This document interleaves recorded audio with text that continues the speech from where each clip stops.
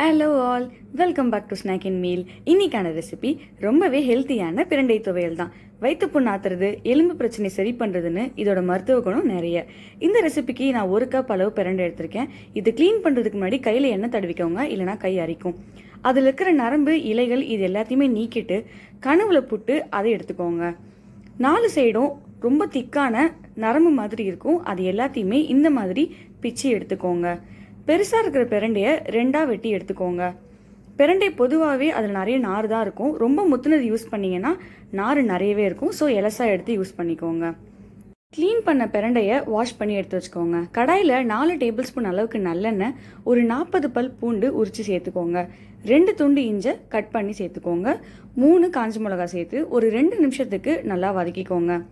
Clean பண்ணி வச்ச பிரண்டையை சேர்த்து ஒரு 10 நிமிஷத்துக்கு மீடியம் ஃப்ளேமில் நல்லா கிளறி விட்டு குக் பண்ணுங்க. எண்ணெயில் வதங்கும் போது பச்சை கலர் லைட் ப்ரௌனாக மாறும். இந்த ஸ்டேஜில் 1/4 ஸ்பூன் அளவுக்கு உப்பு, அரை லெமன் அளவுக்கு புளியை சேர்த்து ஒரு 5 நிமிஷத்துக்கு மீடியம் ஃப்ளேமில் நல்லா வதக்கிக்கோங்க. நல்லா வதங்கி கலர் நல்லா மாறி சுருண்டு வரும்போது எண்ணெயிலேருந்து அதை ஓரமாக ஒதுக்கி கேஸை ஆஃப் பண்ணிவிடுங்க. நல்லா ஆற வச்சு ஃபைன் பேஸ்ட்டாக அரைச்சி எடுத்துக்கோங்க. அதே கடாயில் கூட 2 டேபிள் ஸ்பூன் அளவுக்கு நல்லெண்ணெய் ஆட் பண்ணி அரை ஸ்பூன் கடுகு, அரை ஸ்பூன் உளுந்து சேர்ந்து நல்லா புரிஞ்சதும் கொஞ்சமாக கருவேப்பிலை சேர்த்து அரைச்சி வச்ச விழுதை சேர்த்து வதக்கிக்கோங்க. ஒரு 5 நிமிஷத்துக்கு மீடியம் ஃப்ளேமில் நல்லா கிளறி விட்டுக்கோங்க. லைட் கலராக இருக்கிறது நல்ல டார்க் கலராக மாறி எண்ணெய் நல்லா பிரிஞ்சு வரும்போது கேஸை ஆஃப் பண்ணிவிடுங்க. இந்த துவையில் நம்ம செஞ்ச உடனே சாப்பிடக்கூடாது.